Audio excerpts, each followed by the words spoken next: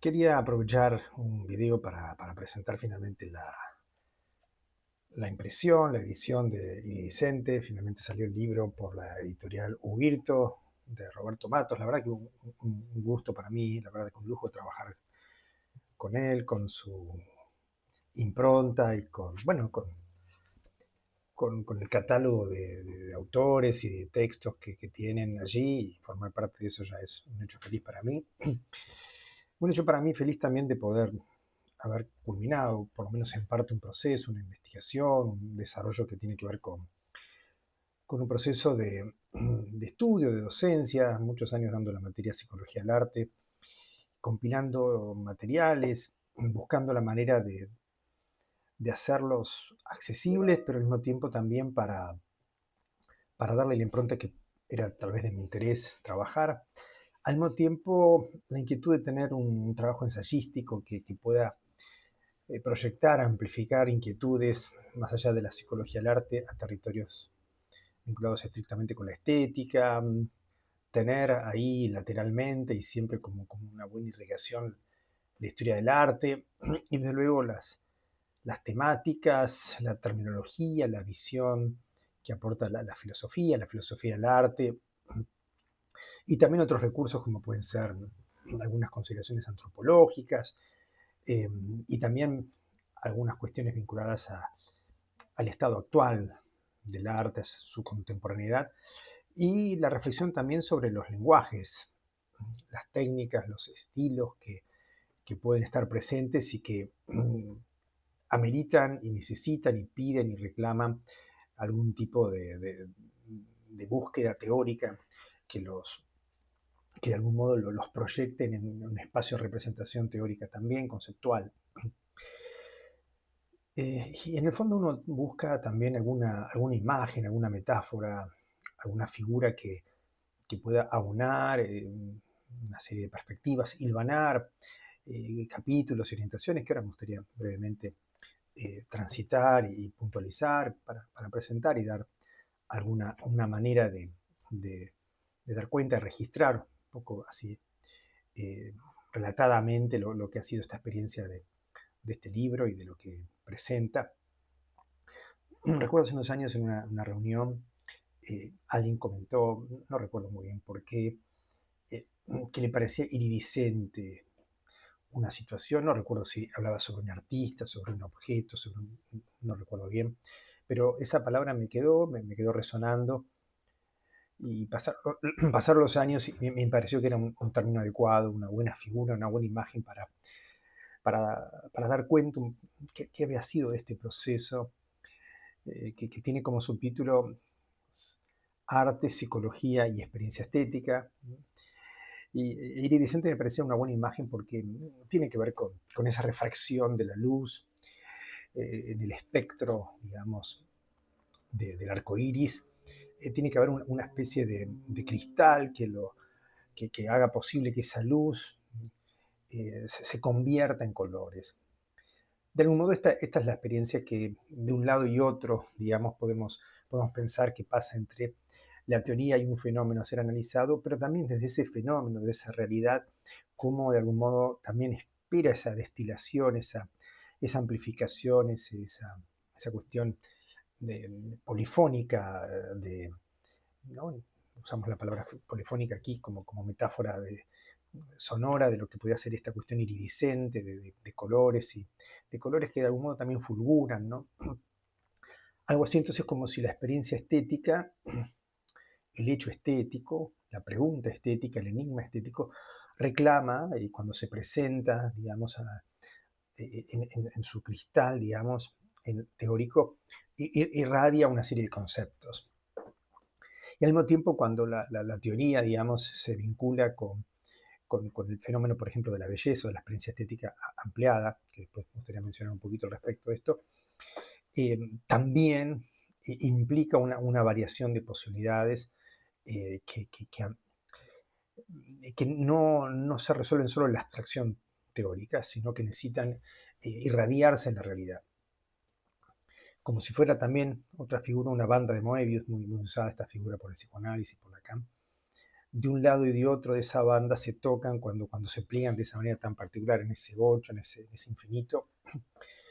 y trazando un poco la continuidad, ¿no? El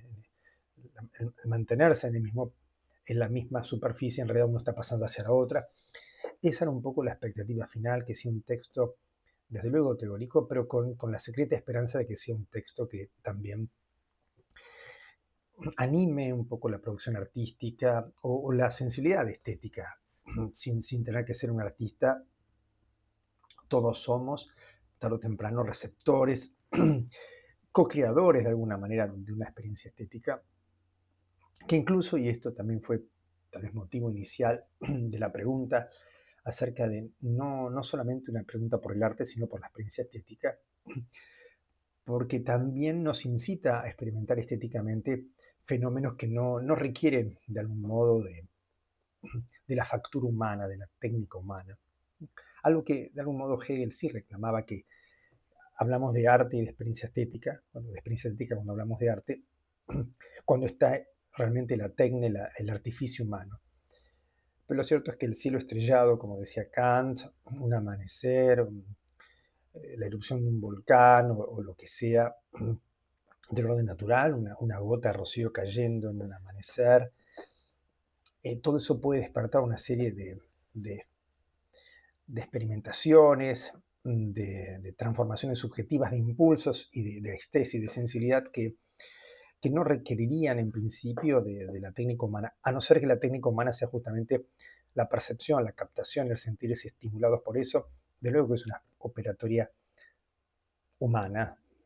es un fenómeno humano, pero no requiere de un objeto creado particularmente por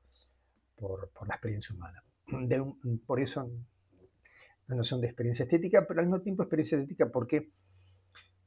no es solamente la relación a un objeto, ¿no? Por parte de un sujeto creador, también es la relación de un sujeto receptor frente a ese objeto, y que de algún modo cada uno lo experimenta a su modo. Claro, uno podría pensar, en el fondo es un acto comunicativo entre un sujeto emisor y un sujeto receptor, pero el arte de algún modo y la experiencia estética en general son algo más que, que, que un hecho comunicativo. Deleuze en una charla que dio a estudiantes de cine, eh, se preguntaba qué relación hay entre el arte y la comunicación, y la respuesta es ninguna relación. Desde luego es muy extremo, es muy radical. El axioma dice que no existe la no comunicación, pero en un sentido estricto, la experiencia estética y la experiencia del arte se sustraen al mero hecho de crear un mensaje y codificarlo o descifrarlo. Hay algo de otro orden, hay otra dinámica, hay otra cuestión. Deleuze diría que hay un acto de resistencia allí, pero digamos, más allá de esa cuestión, prospera el enigma del arte, y de algún modo esa cuestión del enigma del arte, el enigma del estético, es lo que en este texto hemos tratado de circunvalar, de rodear, de trabajar sobre eso, a la espera de dejarlo a salvo también, pero de multiplicar las preguntas y de multiplicar también los ensayos, a ver cómo nos acercamos, cómo abordamos ese fenómeno. Y para eso, bueno, pensaba un recorrido que en primer lugar tiene que ver con una especie de aproximación epistemológica a la psicología, a la disciplina psicológica, guiado por un clásico que es George Canguilhem, y, cuando se plantea en una conferencia ya clásica acerca de qué es la psicología y las variantes que él da sobre la psicología, variantes que realmente hoy pueden ser totalmente eh, vigentes, contemporáneas, la visión de una psicología de orden naturalista en el sentido aristotélico, y que deriva en toda una fisiología y un estudio de la neurología y ¿no? de una faceta donde la psicología no deja de ser parte del desarrollo del sistema nervioso central y todo el correlato del trabajo neurofisiológico al cual hay que estar sumamente atento y es menester tenerlo. Y al mismo tiempo dos variantes que él propone, propone, digamos, en el sentido de su presentación acerca del estatuto de la psicología, una psicología de la interioridad, una psicología de un sujeto, no solamente digamos, de un sistema nervioso operando, y una psicología de la intimidad. Digamos, uno podría pensar allí la irrupción del psicoanálisis, esa intimidad que es ajena incluso al saber del propio sujeto, algo más que la interioridad, la intimidad. Uno también podría jugar un poquito con esa expresión, esa idea muy, muy interesante de Lacan de la extimidad, que eso más íntimo también es lo más externo, es lo más ajeno al propio sujeto, pero bueno, está en el seno de la propia intimidad. Y al mismo tiempo proponer, desde luego, acercar la pauta en donde también hay una visión muy fuerte, que es la visión conductista, que supone que la psicología, más allá del cerebro y por fuera, desde luego, de cualquier pregunta por la interioridad, es básicamente comportamiento, es, eh, es esa superficie eh, exterior al sujeto, a la subjetividad a la que la psicología debe atenerse y tiene que ver con conductas, con comportamientos, con ese trazado digamos, de la selección natural habitando en la experiencia humana, pero no como cuestión fisiológica, sino como mecanismo conductual de adaptación, de respuesta, de la mejor respuesta adaptativa, ¿no? Bueno, más allá de este pequeño recorrido, y del mismo modo que a la psicología hay que plantearle su cuestión epistemológica, también saber, aunque no he sido parte de este recorrido, plantear que también hay distintas concepciones de la estética del arte,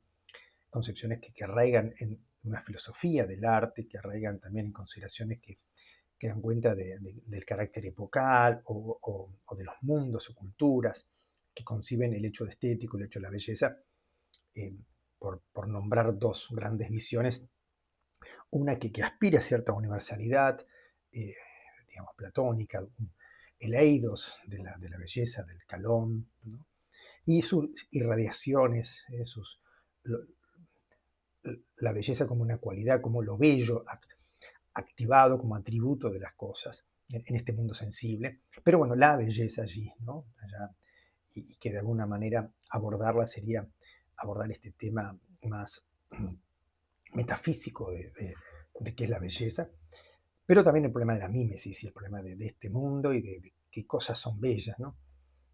Eh, Está el famoso diálogo del Hipias mayor, creo que es, donde le pregunta justamente a Hipias Sócrates qué es la belleza, y Hipias le dice, la belleza es una mujer bella, y Sócrates no lo puede creer, no puede creer que haya confundido el eidos de la belleza con algo bello, algo que marchitará, que dejará de serlo, que cuándo será una mujer bella, por eso lo efímero. Bueno, esa necesidad de trascendencia, de inteligibilidad y de no peripecia sensible de la belleza. Pero sin embargo, bueno, la belleza está acá, la belleza nos compele a los sentidos, a la estesis. Bueno, estas son los dos grandes interrogantes, si la belleza es aquella o está aquí y resulta de recortes epocales, históricos, con continuidades, disrupciones, y también hay mundos.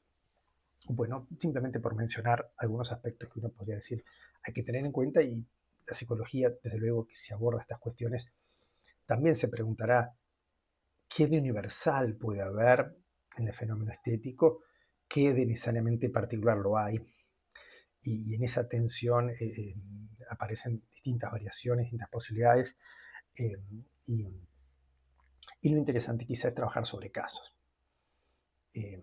Como dice ese dicho, pinta tu aldea y pintarás el mundo. Habría algo también de un fenómeno puntual, recortado,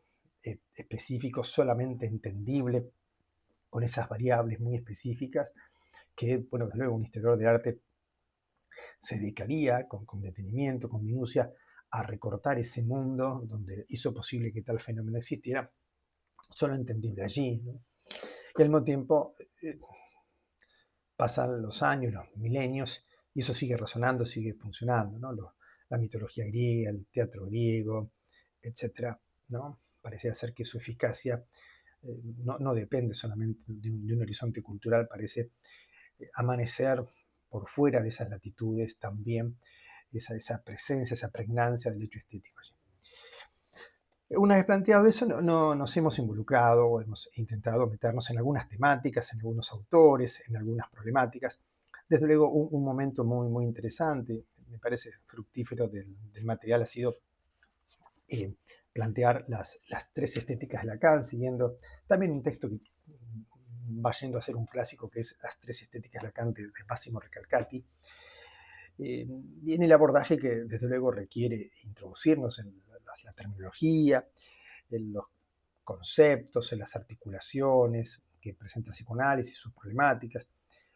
una estética del vacío, una estética de la anamorfosis, una estética de la singularidad y la letra.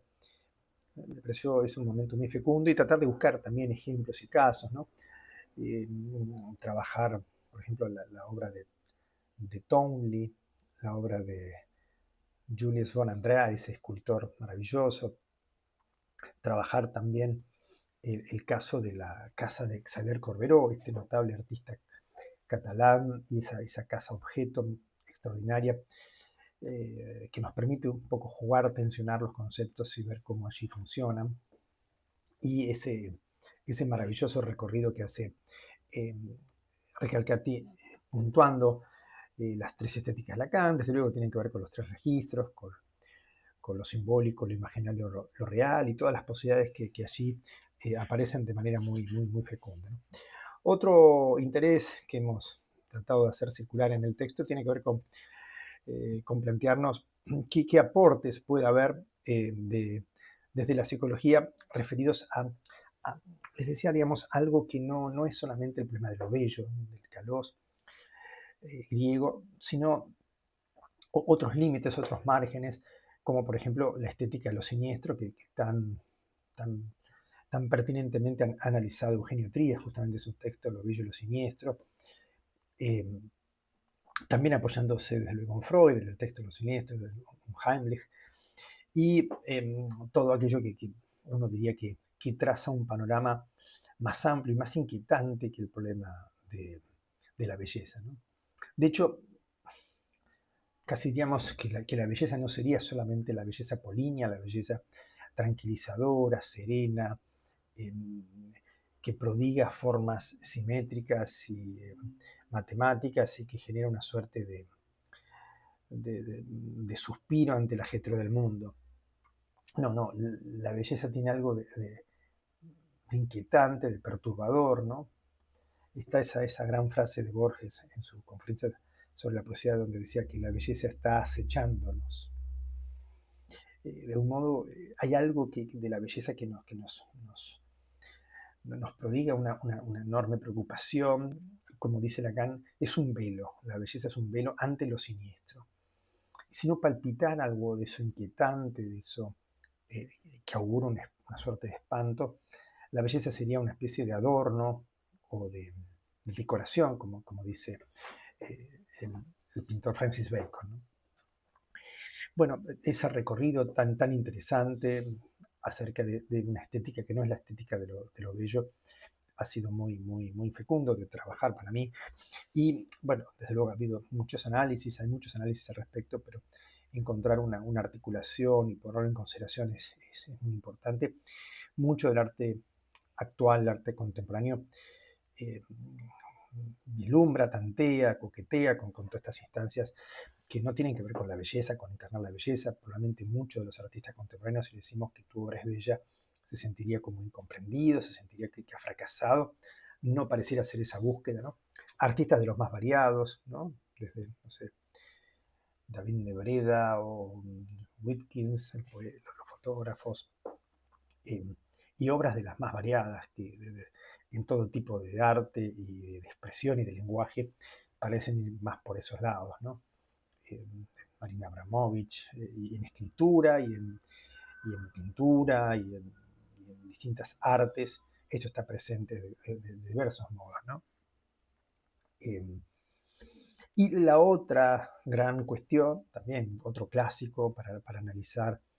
entre, entre temáticas filosóficas y psicológicas, es el problema de lo sublime y la sublimación, ¿eh? Siempre que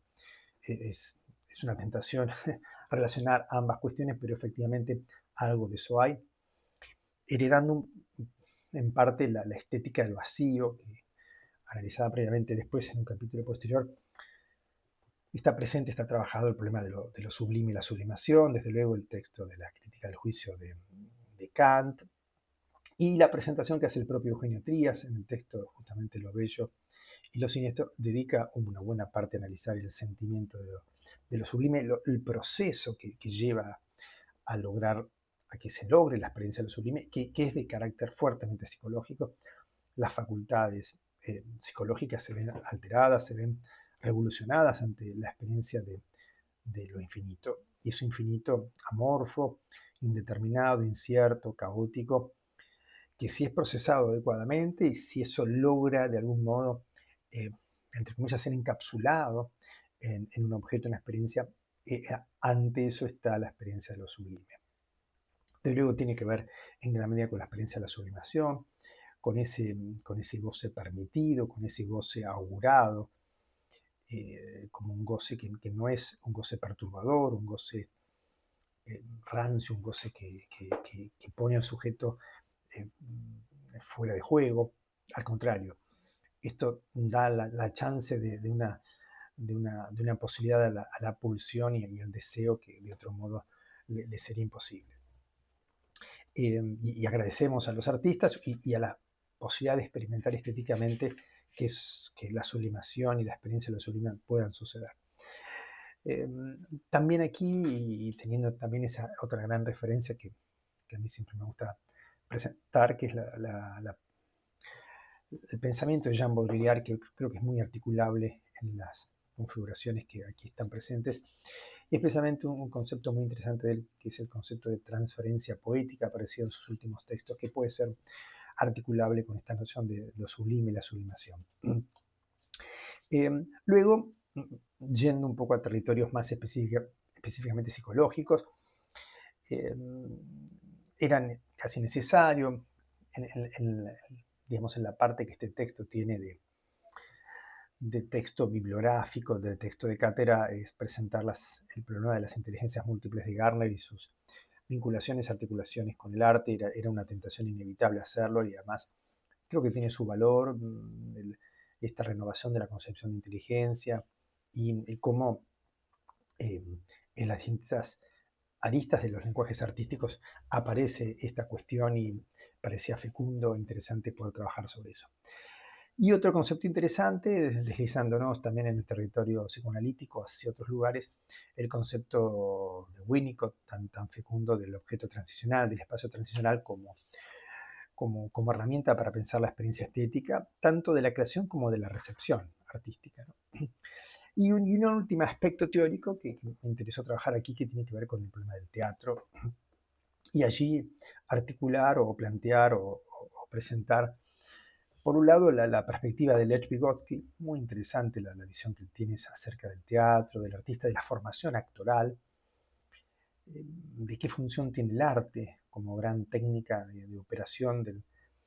del sentimiento, una forma colectiva, social, de operar sobre el sentimiento, los análisis que él hace sobre el artista, la creación artística, la actuación, y siguiendo y cuestionando un poco la perspectiva de Denis Diderot en su texto La paradoja del comediante, acerca de si el artista crea idealmente una máscara, crea idealmente una prefiguración de emociones en los personajes, o el artista está anclado en su época, es la manifestación de las contradicciones de una época, la crisis ideológica, el impacto ¿no? de las contradicciones históricas, y debe ser el artista y el arte manifestación de eso. Y a su vez, ¿qué propondría Freud, particularmente en el texto Personajes psicopáticos en escena, acerca de qué valor tiene el arte teatral, el arte escénico?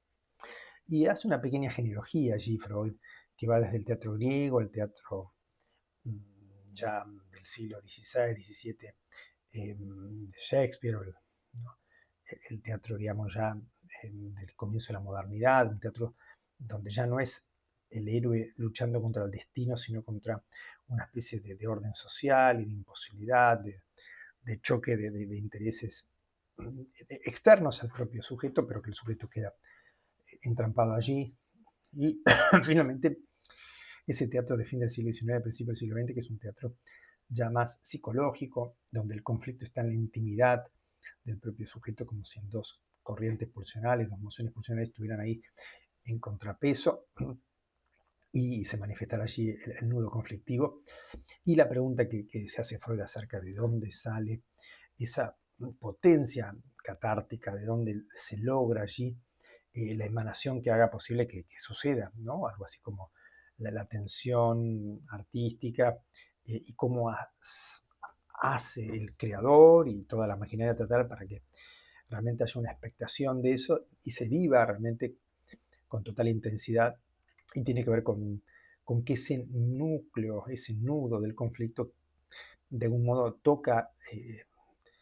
hilos inconscientes que pueden de algún modo desplegarse y descargarse allí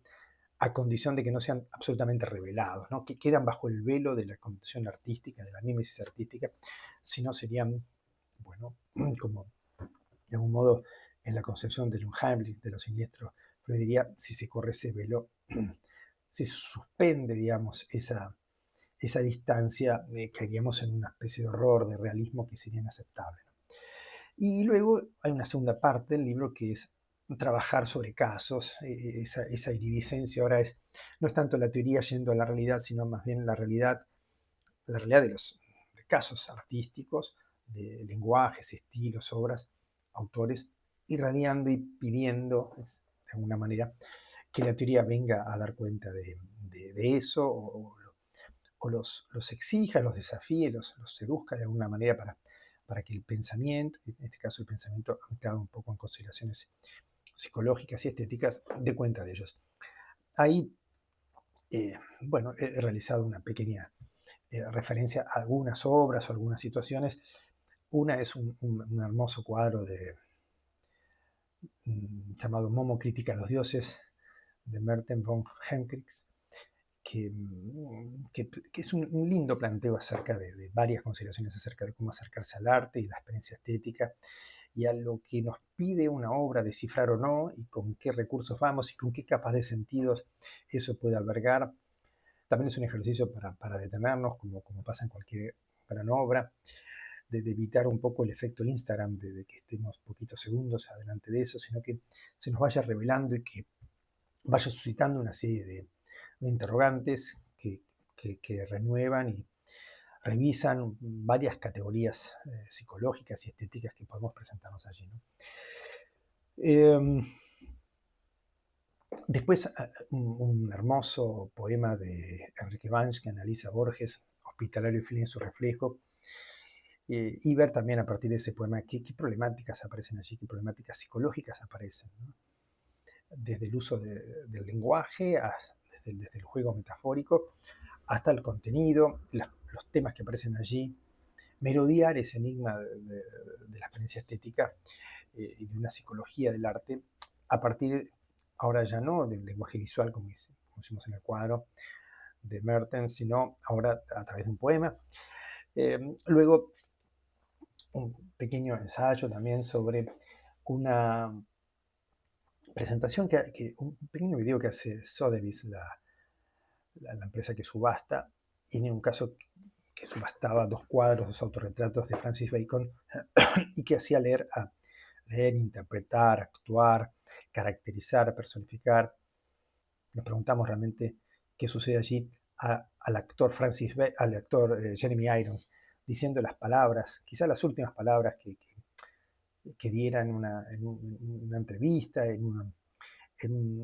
serie de fotos que le saca, de sesiones fotográficas que le saca eh, un, un fotógrafo y que además extrajo estas palabras de Francis Bacon, palabras póstumas que muchos años después este fotógrafo publicó y que se usaron, y la verdad que es notable la performance de Jeremy Irons, y nos preguntamos allí muchas cuestiones acerca por un lado, de la actuación, si es una actuación, una personificación, una caracterización, qué está haciendo allí Jeremy Irons, qué psicología está presente allí en él, y a su vez las propias palabras de Francis Bacon que pueden implicar. Es decir, tratando de ir entonces a territorios de una praxis artística, ¿no? Sea entonces la pintura, sea la poesía, sea la actuación. Eh, También nos dedicamos a trabajar algunas cuestiones importantes de la psicología, como puede ser el problema de la percepción, y para esto eh, hay un grupo musical llamado OK Go que hace videos realmente extraordinarios. Es una invitación a verlos y analizar a partir de ellos una serie de fenómenos psicológicos, eh, y a dialogar entre una psicología de la percepción y el fenómeno estético y esa creación tan particular con una técnica muy particular, un uso analógico de la tecnología que hace maravillosamente este grupo OKGo. Otro trabajo aquí analizado fue en la novela Norwegian Wood de Murakami. Hay una serie de elementos muy interesantes para ver allí, tanto de la obra propiamente dicha como también de la propia figura de Murakami, de la propia escritura de un autor que muy influenciado por la cultura occidental, desde luego. Ese es el título de una canción maravillosa de los Beatles, ¿no? Pero al mismo tiempo una reflexión acerca de las características psicológicas del mundo oriental y las características psicológicas de un mundo oriental, un mundo japonés, de una determinada generación, leído y presentado también para que un público occidental quizá lo lea y se acerque de un modo particular. Varias cuestiones allí muy interesantes como para analizar una psicología del arte. Luego, una parte que me ha interesado mucho, que es trabajar algunas referencias a algunas obras de un gran artista argentino llamado Ricardo Abela, con el cual uno tiene la posibilidad de hablar, de dialogar y entrelazar la reflexión sobre su obra y los aspectos estéticos y psicológicos en su obra